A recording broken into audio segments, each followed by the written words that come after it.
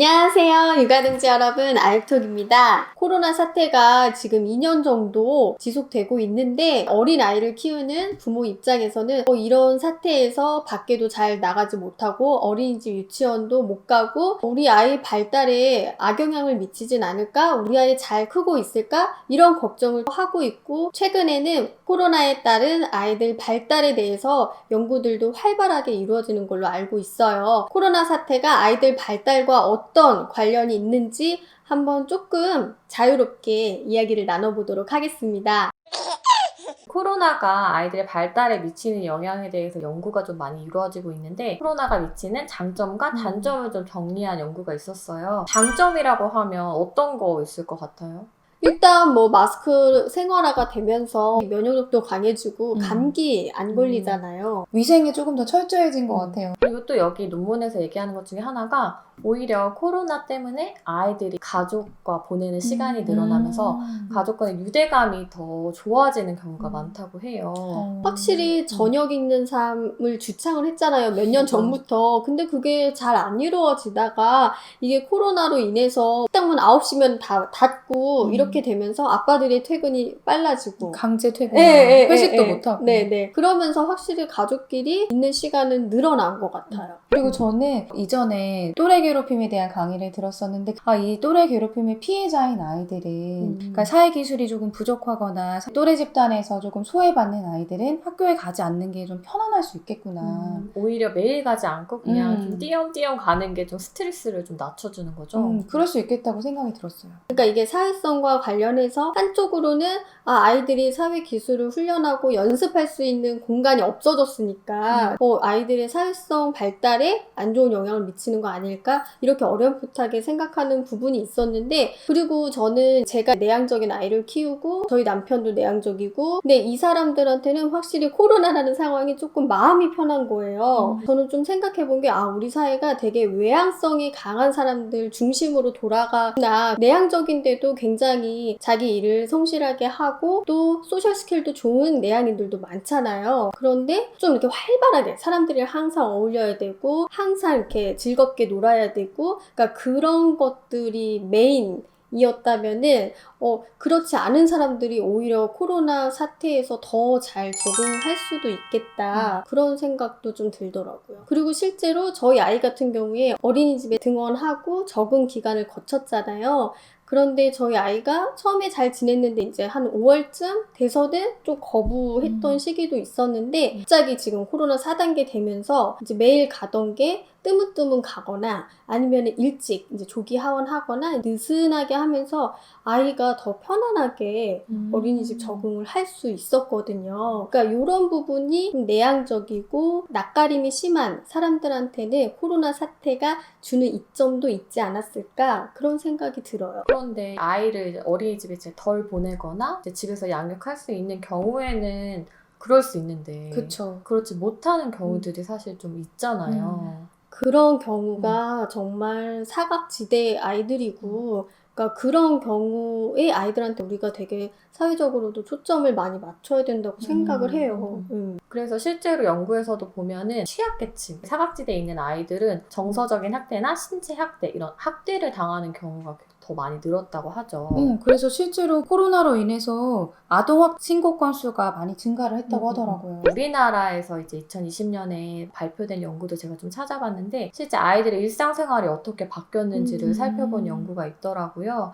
아이들이 이제 사회 계층이 낮을수록 이제 학교를 못 가고 공백 시간이 생기잖아요. 이때 어른의 보살핌을 받지 못하는 경우가 굉장히 높고, 거기다가 식사, 그러니까 밥도 누가 챙겨주지 못하는 경우가 또 많다고 하더라고요. 우리도 예전에 다닐 때 생각해보면은 학교는 뭐 그냥 당연히 가는 거, 그리고 학교에서 딱히 뭔가 공부를 배운다기보다는 그냥 뭐 친구들도 만나고 당연히 가야 하니까 가는 곳으로 생각했는데, 이렇게 코로나로 인해서 학교 기능을 상실을 하다 보니까 학교가 그동안 뭐 교육 외에도 인성이라거나 돌봄이라거나 그런 여타의 다른 기능들을 많이 하고 있었다는 거를 저는 너무 여실히 깨닫고 있는 것 같아요. 아이들 발달 관련해서 모든 면에서 양극화가 굉장히 심해지고 있지 않나, 그런 생각이 들어요. 예전에는 조금 취약계층이라고 하더라도 가정에서 채워지지 못하는 부분들을 어린이집, 유치원, 학교 이렇게 다른 기관에서 보호가 되는 부분들이 있었잖아요. 그런데 그 기능이 이제 상실이 되니까 모든 부분이 다 가정의 힘을 빌릴 수밖에 없는데 그러다 보니 가정에서 그 기능이 온전히 충실히 채워지는 아이들 같은 경우에는 더 잘 발달하는 경우도 있고 반대로 그런 돌봄을 집에서 받지 못하는 아이들은 발달에 필요한 최소한의 돌봄, 최소한의 자극조차 받지 못하고 방치되는 경우가 많은 거예요. 아이들이 왜 코로나 시대에 언어 능력이 굉장히 떨어지고 있다. 아니면 IQ가 좀 떨어지고 있다. 실제로 제가 본 것 중에 이제 문해력을 좀 본 연구가 있었어요. 이전 데이터를 바탕으로 코로나가 어떤 영향을 미쳤을지를 예상을 해본 건데 이제 미국 아이들 같은 경우에 코로나 시기에 학교가 닫았을 때 아이들의 문해력이 한 60% 이상 떨어졌다. 문해력이 확 떨어진다고 보고를 하더라고요. 그런데 여기서 또 중요한 거는 그럼 떨어진 걸 어떻게 만회해 줄 수 있을 것인가 생각을 해볼 수 있잖아요. 아이들한테 집에서 얼마나 책을 자주 읽어줘요. 근데 이렇게 책을 읽어줄 수 있는 사람이 그렇죠. 결국에는 주 양육자 아니면 이제 보살펴주는 사람인데 만약 이런 보살핌을 제공해줄 수 없다면 능력이 좀 떨어진 상태에서 이제 만회할 수 있는 기회조차 없는 거죠. 진짜 교육에서도 빈익빈 부익부 현상이 계속 나타나겠네요. 맞아요. 시간의 공백, 이 자극의 공백을 채워줄 수 있는 그런 게 지금은 정말 전무하지 않나 그런 생각이 들어요. 그 자극을 대체하는 게 이제 아이들이 그 미디어. 맞아요. 그러니까 자극을 대체해 주는 게 미디어인데 그 미디어만 하루 종일 이제 보거나 하루 종일 게임만 하거나 이제 어떤 사회적 상호작용 없이 그렇게 했을 때는 사실은 언어 발달도 저해될 수밖에 없고 또 사회성 측면에 있어서도 당연히 부정적인 측면이 있을 수 있을 것 같아요. 아이들 시력 발달에도 영향이 있어서 근시 비율이 높아졌다. 왜냐하면 야외 활동을 많이 해야지 시력 발달에 좋은데 계속 미디어 아니면은 뭐 원격 수업이나 줌 수업을 통해서 그런 미디어를 노출이 되다 보니까 시력에도 안 좋고 그리고 사실 미디어라는 거는 쌍방향 자극이 아니라 일방향 자극이잖아요. 사람이 서로 얼굴을 맞대고 정서를 교류하고 그 다음에 거기에서 상대방 반응을 보고 또 내 반응을 고쳐나가고 이런 일련의 과정들이 있어야 되는데 미디어를 통해서는 그런 활동들이 어렵죠. 이게 코로나로 인해서 아이들이 바깥 활동을 활발하게 하지 못한다. 여기에서 파생되는 문제점들이 너무 많은 것 같아요. 아이들이 바깥을 못 나가니까 당연히 대소근육 활동 자체가 줄어들 수밖에 없고 그래서 실제로 연구를 해보면 코로나 사태로 인해서 아이들이 기관 생활 안 하고 집에만 있었던 그 시기에 아이들의 소화 비만 확률이 높아졌다 이렇게도 하더라고요. 그럴 수 있겠네요.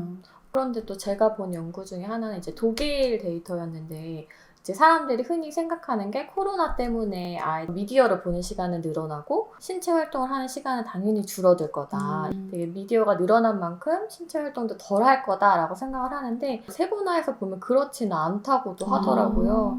우리가 신체 그런 활동이라는 게 생각하면 우리가 되게 좀 거창한 걸 많이 생각하잖아요. 아이들이 막 같이 뭐 축구를 한다거나 게임을 한다거나 이런 놀이를 하는 것뿐만 아니라 그냥 우리가 규칙적으로 밖에 나가서 뭐 운동을 한다거나 아니면 집안에서도 집안일을 한다거나 뭐 이건 이제 외국 같은 경우에는 뭐 정원을 외국은 그쵸. 넓잖아. 정원을 가꾼다거나 우리는 아파트 생활 다 놀이터 그네도 다 묶어놨는데. 근데 아파트라는 게 맞아, 너무 맞아. 영향이 있을 것 같다.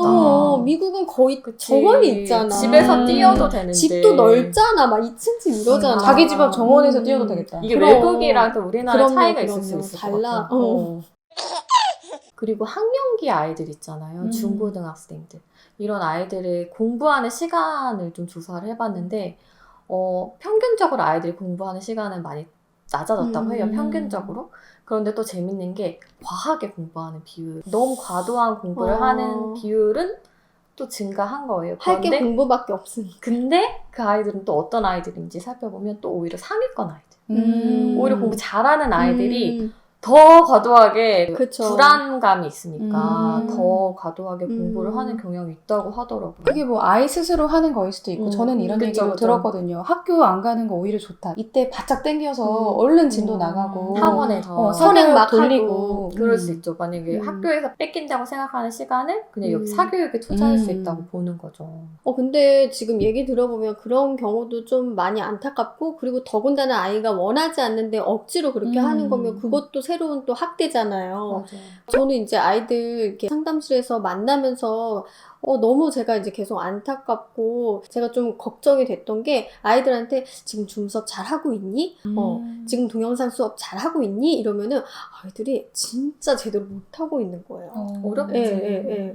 진짜 거의 집중 못하고 그냥 틀어놓고 딴짓하고 틀어놓고 게임하고, 아니면 줌 수업 하더라도 애들 다 카메라 천장으로 비추고 있고 그냥 정말 형식적으로 출석 체크만 하고 수업은 제대로 하고 있지 않는 거죠.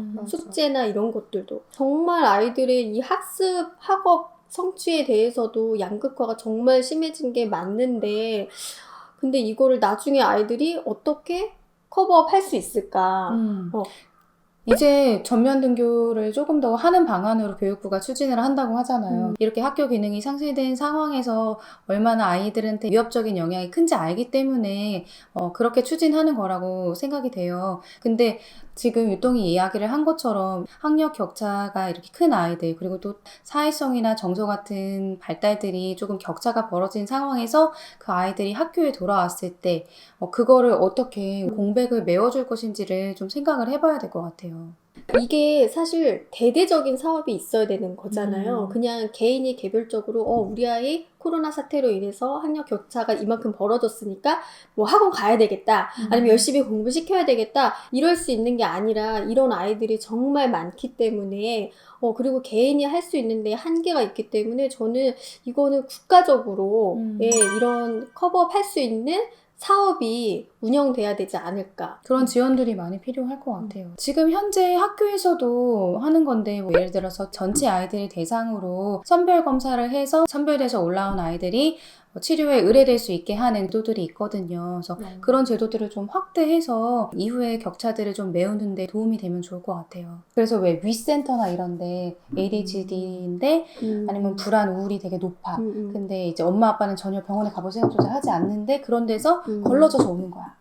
근데 이제 그거는 정서 관련한 거고. 그렇지. 인지 뭔가 공부를 못한다 해서 그거에 대한 뭔가 처치가 우리나라는 없지 않아? 그러니까 그치. 학습 부진화 지도 같은 거 있기는 한데, 그치. 그냥 학교 선생님 차원에서 나머지 거니까. 공부시키는 그런 수준인 거지. 저는 이제 작년 코로나 한참 심각할 때 1월부터 한 8월까지는 제가 재택을 좀 할 수 있는 상황이 돼가지고 재택을 하면서 이제 현이랑 같이 시간을 많이 보냈었어요. 근데 그때 현이가 딱 두 돌이 막 지나서 이제 말을 한참 배우기 시작할 때, 그래서 사실 저는 좀 한편으로 좀 좋았거든요. 왜냐면 어린이집 일찍 보내고 같이 보내는 시간이 되게 부족하다고 생각했는데, 오히려 같이 집에 있으니까 뭐 다양하게 놀이도 해볼 수 있고 얘랑 상호작용도 많이 할 수 있고 괜찮은 거예요. 되게 만족감이 높은 거예요. 현이도 근데 좋았을 거고. 현이도 굉장히 좋았을 거예요. 근데 그게 가능했던 이유는 사실 제가 재택을 좀 더 마음 편히 할 수 있었던 상황이기도 했고, 그다음에 제가 온전히 하루 종일 육아를 한 게 아니라 그쵸. 어쨌든 재택을 해야 되는 상황이니까 친정 엄마가 오셔서 어느 정도 도와주셨단 말이에요. 그러니까 굉장히 행복하게 할 수 있었던 거죠. 이런 걸 생각해보면 결국에 지금 코로나 시국에 엄마들이 아이를 보고 하는 데서 누군가의 도움, 그러니까 어쨌든 이게 혼자 하기에는 맞아. 굉장히 힘든 맞아. 일이기 때문에 도움이 필요하고, 일하는 엄마들이나 뭐 아빠도 물론 마찬가지지만 좀 자유롭게 재택근무나 아니면 뭐 가족 돌봄 휴가나 요양근무제 이런 것들이 실제 정말 눈치 안 보고 쓸 수 있는 환경이 돼야 될 것 같아요. 이제 아이 있는데 재택하는 거 정말 쉽지 않거든요. 그렇죠.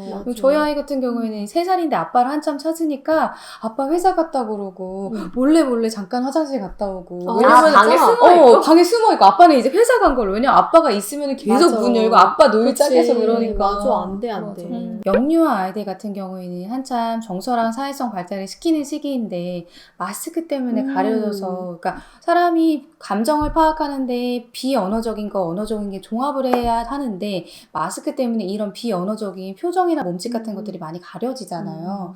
그래서 그런 부분들을 조금 도움이 될 수 있는 부분이 있다면 가정에서 할 수 있는 정서 관련 활동들을 하면서 아이들한테 어떤 표정인지 어떤 감정인지 이런 것들을 집에서 조금 더 적극적으로 교육을 해주면 이런 아이들한테 도움이 될 것 같아요. 그러니까 이게 정서 인식이나 사회성 발달하고도 연관이 되는데 아이들 언어 발달과 관련해서도 그쵸. 아이들이 그냥 단순히 소리만 듣는다고 언어를 발달하는 게 아니잖아요. 아이들이 입모양을 보고 실제로 이제 면대면으로 얘기하면서 입모양을 보고 그 소리랑 입모양이랑 연결시키고 그걸 모방하면서 아이들이 말을 배우고 따라하는 거잖아요.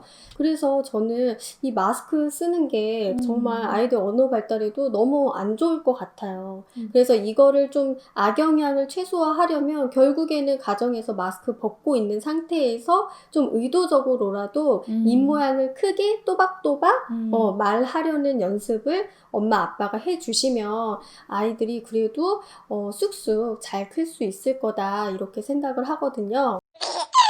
네, 육아동지 여러분, 이번 영상에서는 길어진 코로나 사태로 인해서 우리 아이들의 발달이 어떤 관련이 있을까에 대해서 한번 자유롭게 얘기를 나눠봤는데, 얘기하다 보니까 좀 또 울적해진 것 같아요. 약간 마음이 네, 무거워. 네. 마음이 무겁고 이게 나만의 문제가 아니라 우리 사회적으로 다 정말 이 터널을 어떻게 잘 지나갈 수 있을까? 내 아이뿐만이 아니라 옆집 아이, 우리 아이들 다 어떻게 하면은 발달에 저해되지 않고 잘 갈 수 있을까? 이런 거를 좀 고민하다 보니까 마음이 좀 무거워지긴 하는데 그렇지만 지금 뭐 백신도 많이 맞고 있는 상황이고 올해가 지나면 좀 상황이 나아지지 않을까 이런 기대감도 있고 코로나 이후에 우리 아이들이 발달이 저해된 부분이 있다면 이거를 커버업하기 위해서 어떤 제도, 어떤 노력이 있으면 좋을까를 고민해야 되는 시기이니까요. 우리가 한번 적극적으로 이런 이야기를 나누는 게 저희는